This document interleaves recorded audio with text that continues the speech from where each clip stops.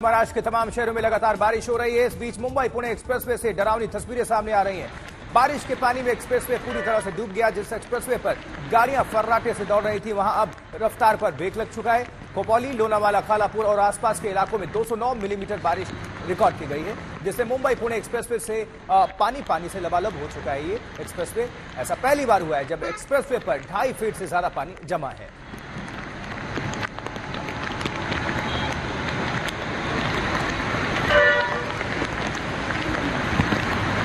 तस्वीरें आप देखिए, बारिश में डूबा पुणे मुंबई एक्सप्रेसवे। और ऐसा पहली बार है जब इतना पानी जमा हो चुका है और गाड़ियों की जो रफ्तार है उस पर कह लीजिए कि ब्रेक लग गया। एक तरह से बहुत धीमी गति से गाड़ी आगे बढ़ रही है चूंकि पानी जमा है, और पहले इस एक्सप्रेसवे पर गाड़ियां फर्राटे से आगे बढ़ती थी।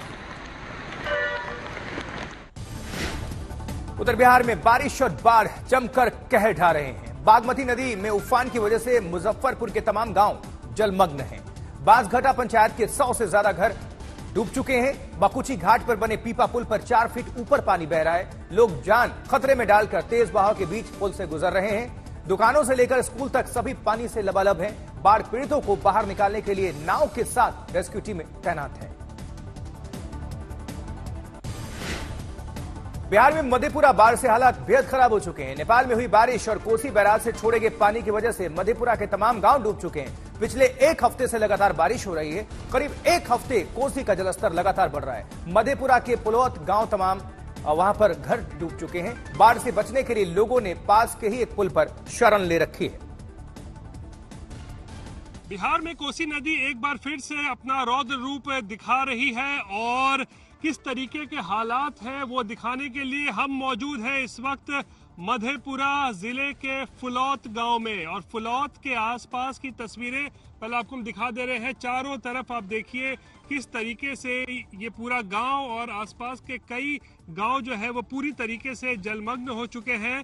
और जिस जगह पे हम खड़े हैं यहाँ पर तकरीबन 4 से 5 फुट पानी है। आगे अगर मैं बढ़ूंगा तब और ज्यादा यहाँ गहरा है, बेहद खतरनाक है। और पीछे आप ये देख सकते हैं किस तरीके से ये तमाम घर जो है मेरे पीछे, ये झोपड़ियां हैं, ये सब जो है वो पूरी तरीके से जलमग्न हो चुके हैं। लेकिन जो लोग हैं वो अपने घरों को छोड़ने के लिए तैयार नहीं है। और इन घरों में बहुत सारे ऐसे लोग थे जो अब सुरक्षित स्थान पे जाने के लिए, आपको हम थोड़ा दिखाते हैं।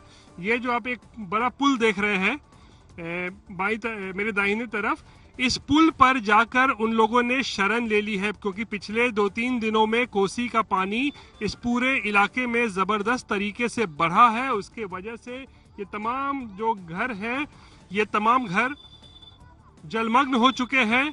और इसके वजह से कुछ लोग यहाँ पर रुक गए हैं, लेकिन बाकी इनके परिवार वाले जो हैं वो ऊंचे पुल पर जाकर उन्होंने शरण ले ली है। आइए कुछ लोगों से चल के बात करते हैं, जानने की कोशिश करते हैं।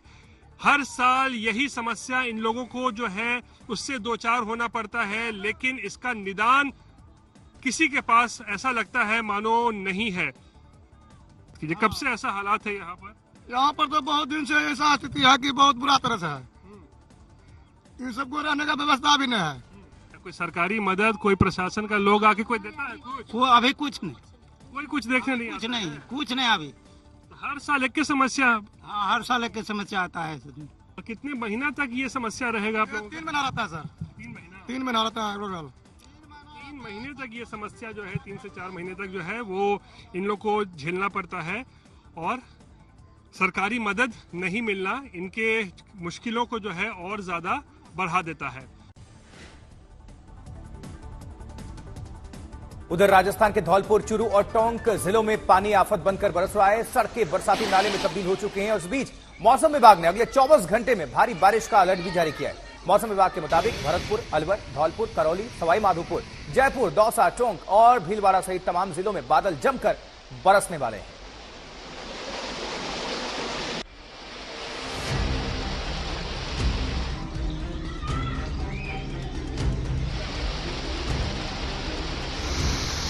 भारी बारिश में डूबे राजस्थान के शहर, सड़कों पर बहते सैलाब की रफ्तार,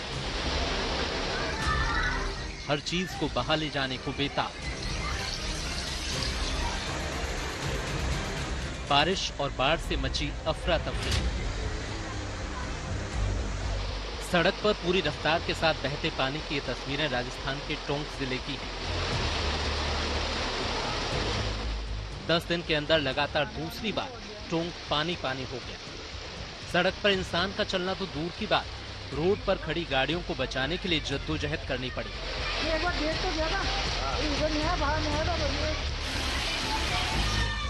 टोंक में जोरदार बारिश हो रही है। सड़कें बरसाती नाले में तब्दील हो चुकी हैं, तो वहीं निचली बस्तियां तो पूरी तरह बाढ़ के पानी में डूब गई। राजस्थान के धौलपुर में अब तक 700 मिलीमीटर बारिश हो चुकी है। पूरे सीजन की आधी बारिश का कोटा पूरा हो चुका है। शहर में हो रही बारिश की वजह से अलग अलग जगह भारी जल भराव है। कुछ इलाकों में इतना पानी भर गया है कि दुकान और घर सब पानी पानी हो गए।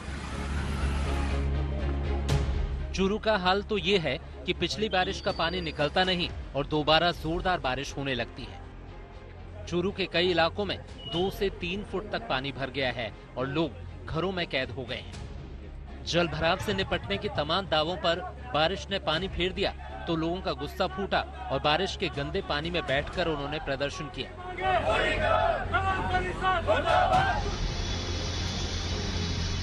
आसमानी आफत का दौर अभी खत्म नहीं हुआ है। मौसम विभाग ने आज भी भारी बारिश की चेतावनी दी है। आज पूर्वी राजस्थान में भरतपुर, अलवर, धौलपुर, करौली, सवाई माधोपुर, जयपुर, दौसा, टोंक और भीलवाड़ा समेत तमाम जिलों में बादल जमकर बरसने वाले हैं। मौसम विभाग के मुताबिक आने वाले दिन राजस्थान के लोगों के लिए और भारी हो सकते हैं। आज तक ब्यूरो।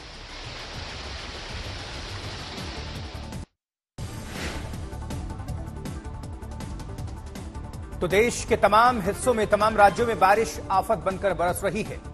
देखिए, मौसम विभाग ने तटीय कर्नाटक, केरल, कोंकण और गोवा में अगले 24 घंटे में भारी बारिश के लिए रेड अलर्ट जारी किया है। करीब 20 सेंटीमीटर बारिश होने की संभावना है। उत्तराखंड, असम, मेघालय, अरुणाचल प्रदेश, मध्य प्रदेश, मध्य महाराष्ट्र, दक्षिण गुजरात, विदर्भ, तेलंगाना के कुछ हिस्सों और अंडमान निकोबार द्वीप समूह में कुछ जगहों पर मध्यम बारिश होगी, तो कुछ जगहों पर भारी बारिश का भी अलर्ट जारी किया गया है मौसम विभाग की तरफ से। जबकि आंध्र प्रदेश में भी आज मूसलाधार बारिश की संभावना है।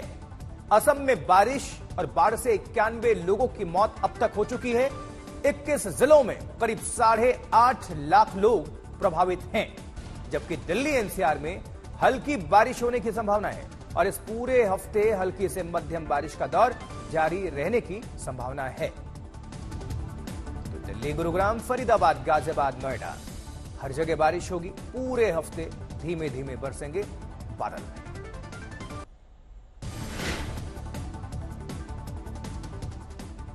उत्तर प्रदेश में भारी बारिश की वजह से नदियां उफान पर हैं। 17 जिलों में बाढ़ के हालात हैं। करीब 1500 गांव पानी में डूब रहे हैं। बाढ़ की वजह से करीब 97 गांवों का संपर्क शहरों से पूरी तरह से टूट चुका है, कट चुका है। मौसम विभाग की भविष्यवाणी के मुताबिक आज भी यूपी के कई जिलों में मूसलाधार बारिश की संभावना है। यूपी के 11 जिलों में मौसम विभाग ने अलर्ट जारी किया इस बाबत। इसमें आगरा है, एटा, फिरोजाबाद, इटावा, औरैया, फतेहपुर, बांदा, चित्रकूट, कौशांबी और प्रयागराज में ऑरेंज अलर्ट जारी किया गया है। गरज और चमक के साथ बारिश होगी। आकाश से बिजली गिरने की भी संभावना है।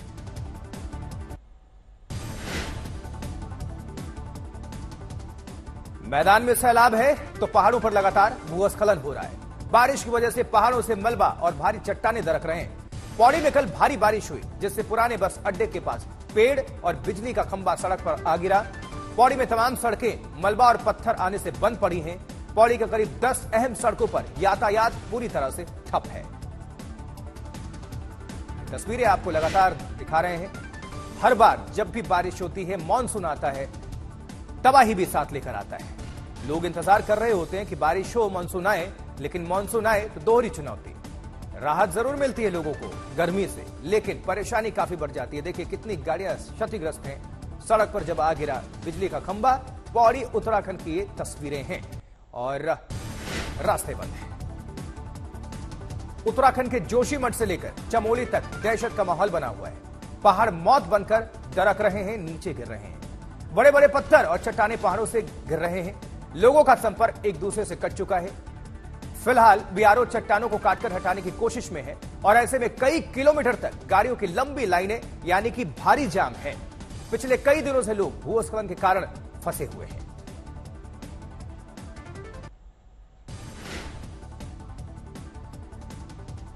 उधर पूर्व राष्ट्रपति डोनाल्ड ट्रंप पर पेंसिल्वेनिया में हुए जानलेवा हमले को लेकर राष्ट्रपति जो बाइडेन ने राष्ट्र को संबोधित किया। बाइडेन ने कहा कि अमेरिका में हिंसा के लिए कोई जगह नहीं है। जो बाइडेन ने कहा कि हमले की जांच अभी शुरुआती चरण में है।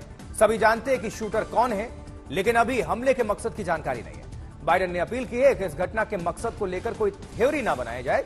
बाइडेन ने भरोसा दिलाया कि ट्रंप को ज्यादा से ज्यादा सुरक्षा प्रदान की जाएगी। इसके लिए खासतौर पर सीक्रेट सर्विस को निर्देश जारी किए गए हैं। To remember, while we may disagree, we are not enemies. We're neighbors, we're friends, co-workers, citizens, and most importantly, we're fellow Americans. We must stand together. Disagreement is inevitable in American democracy. It's part of human nature. But politics must never be a literal battlefield, or God forbid, a killing field. You know, that's how we do it, at the battle box, not with bullets. The power to change America should always rest in the hands of the people, not in the hands of a would-be assassin. America में Donald Trump पर हमला हुआ तो BJP ने राहुल गांधी को निशाने पर ले लिया। दरअसल राहुल गांधी ने ट्रंप पर हुए हमले की निंदा की तो बीजेपी आईटी सेल के प्रमुख अमित मालवीय सोशल मीडिया पर एक पोस्ट में उन्होंने कहा कि उनके शब्दों में गंभीरता का अभाव है। अमित मालवीय ने आरोप लगाया कि राहुल गांधी पीएम मोदी के खिलाफ हिंसा को बढ़ावा देते रहते हैं। मालवीय ने राहुल गांधी के पुराने कुछ बयानों को जोड़कर तैयार किए गया एक वीडियो भी शेयर किया है। मालवीय ने एक्स पर लिखा है कि राहुल गांधी ने मोदी के खिलाफ तानाशाह जैसे शब्दों का इस्तेमाल किया है। बीजेपी ने हमला बोला तो कांग्रेस ने भी पलटवार किया। मणिकम टैगोर ने कहा कि नफरत फैलाने का काम आरएसएस का है, कांग्रेस तो प्यार बांटती है। RSS is an organization which spreads hate. Congress is an organization which spreads love. We all know that Mr. Rahul Gandhi ji's family members too, two of them, Indira Gandhi ji as well as Rajiv Gandhi ji, has been victim of political violence. And we have been against this kind of violence. Mr. Rahul Gandhi ji has walked for 4,000 kilometers against hate and violence. इधर उत्तर प्रदेश में मुख्यमंत्री योगी आदित्यनाथ ने कहा है कि लोकसभा चुनाव में party का खराब प्रदर्शन अति आत्मविश्वास का नतीजा है। बीजेपी कार्य समिति की बैठक में योगी आदित्यनाथ ने कहा कि कार्यकर्ताओं ने अपने स्तर पर काफी मेहनत की है और जिन सीटों पर बीजेपी हार गई है वहां कार्यकर्ताओं को बैकफुट पर आने की जरूरत नहीं है। योगी ने कहा है कि जब तक सत्ता में है तभी तक सम्मान है, सरकार को खरोंच आई तो असर सभी पर होगा। सीएम योगी ने आम चुनाव के परिणामों का भी जिक्र करते हुए कहा कि इसमें कोई शक नहीं है कि जितना वोट परसेंट 2014, 17 और 2022 में बीजेपी को मिला, 2024 में पार्टी उस पायदान तक नहीं पहुंच पाई।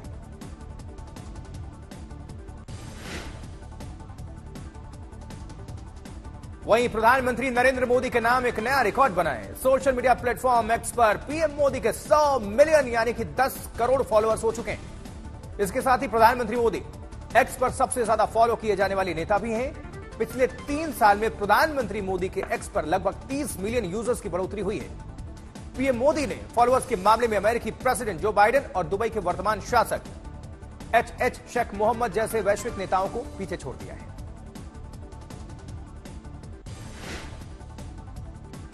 इधर राजधानी दिल्ली के जीटीबी अस्पताल में उस वक्त हड़कंप मच गया जब एक शख्स ने सर्जरी वार्ड में घुसकर एक मरीज को गोलियों से भून डाला। 23 जून को रियाजुद्दीन पेट में इंफेक्शन की शिकायत के चलते एडमिट हुआ था। कल शाम करीब 4 बजे एक लड़का उससे मिलने पहुंचा और मौत की घाट उतार दिया। जीटीबी में हुई इस वारदात के बाद रेजिडेंट डॉक्टर्स एसोसिएशन ने अनिश्चितकालीन हड़ताल का ऐलान किया है।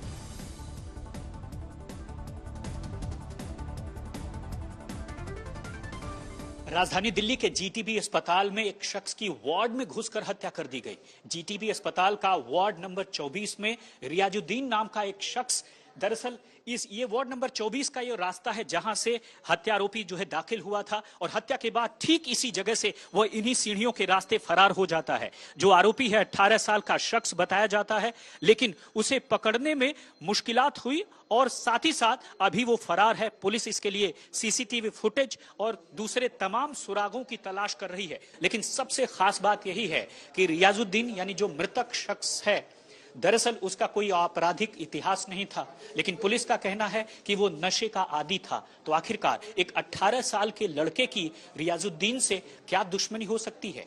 क्या यह मिस्टेकन आइडेंटिटी यानी गलती से किसी की जान लेने का यह केस है, या फिर वजह कोई और? पुलिस इन सारे कोणों पर पूरे मामले की जांच कर रही है, लेकिन आप देखेंगे कि जीटीबी अस्पताल जब आप आएंगे तो चौथा फ्लोर है। चौथे फ्लोर में ये वार्ड नंबर 24 का जो रास्ता है वह इसी तरीके से वो आगे की तरफ आता है। और सबसे खास बात यही है, रविवार शाम को 4 बजे का वक्त था और उसके बाद से आरोपी आता है और हत्या को अंजाम देकर यहां से फरार हो जाता है।